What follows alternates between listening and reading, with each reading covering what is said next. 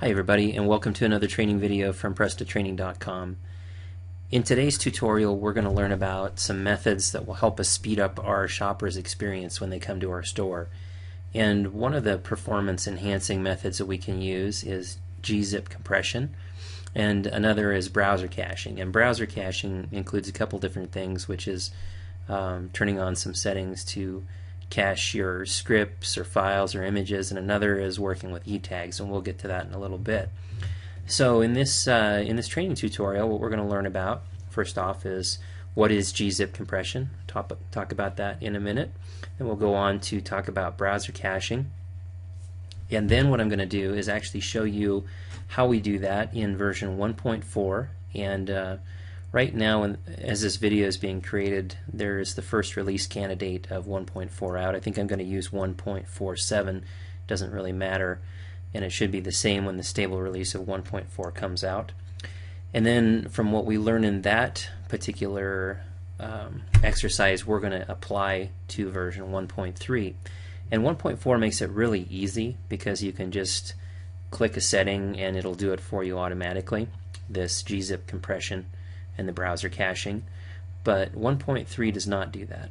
It doesn't have that option available to it. So what I'm going to show you is how to do it manually, how to copy and paste some information from the 1.4 experiment and go ahead and apply that to the 1.3 shop that you've got set up.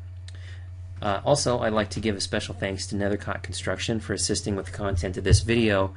If you want to go see Nethercott Construction's site, which I highly recommend, you can go to www.nethercottconstructions.com, and the URL is at the bottom of the slide there for you.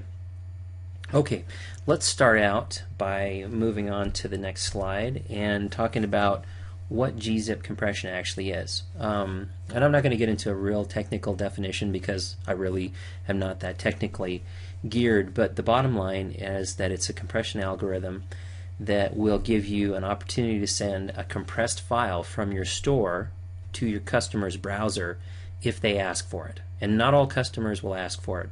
It's just a setting in the header of their browser request.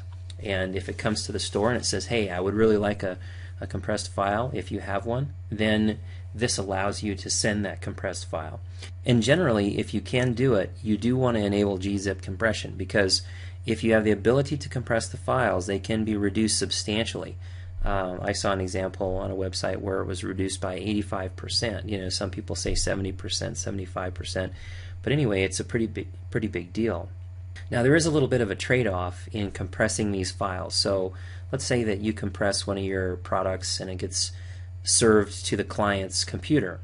Well, it gets compressed and it's sent as a zip file or a gzip file to your client's computer, and then they have to actually unzip it, uncompress it basically, and it'll show up on their computer. So what you're doing is you're really saving bandwidth and you're saving download times, but what you're also doing is you're increasing the CPU load of your customer's computer. So as long as they've got a reasonably up-to-date computer and the CPU isn't being overworked for something else at that time, it probably makes more sense to be able to zip these files and send it to them, and then let their computer actually do the heavy lifting of unzipping the file and serving it to their screen. So, you know, like I said, unless their computers are very slow, it should speed up their browsing experience in the store. Okay, so the next thing we're going to talk about is browser caching. Browser caching allows images, CSS, and JavaScript, and basically anything else. They're kind of known as components. But it allows those items to be stored in your customer's computer's cache instead of downloading it each time. So what that means is that if they're not constantly downloading something, they're using less bandwidth and it's taking less time for the item just to be served right from their cache, from their own computer, than it is for it to actually be downloaded and refreshed each single time.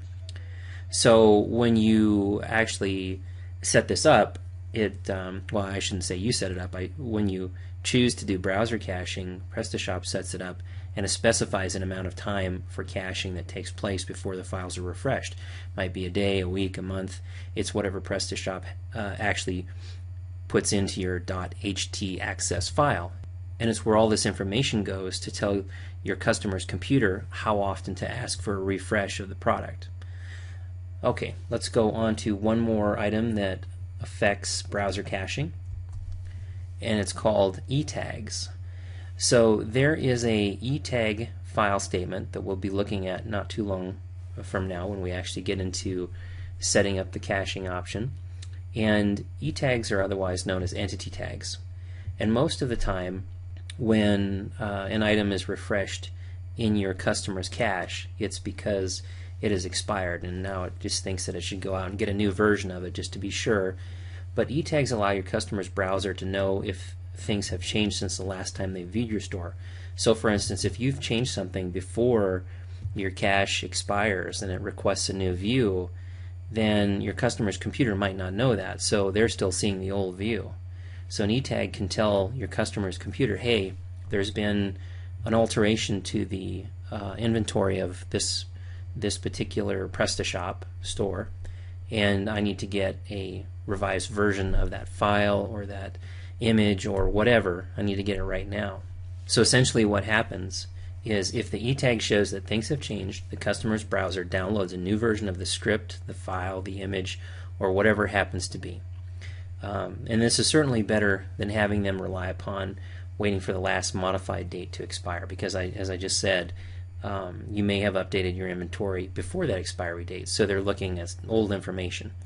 So this is a very good thing, and if your web host does work with e-tags, then it's something that you definitely want to do. Okay, so enough of the explanation. Let's go ahead and actually do this for real by going to the back office. We're going to go to a version of my 1.4 back office, and then we'll go to 1.3 after we set it up in 1.4. Okay, I'll see you in the back office.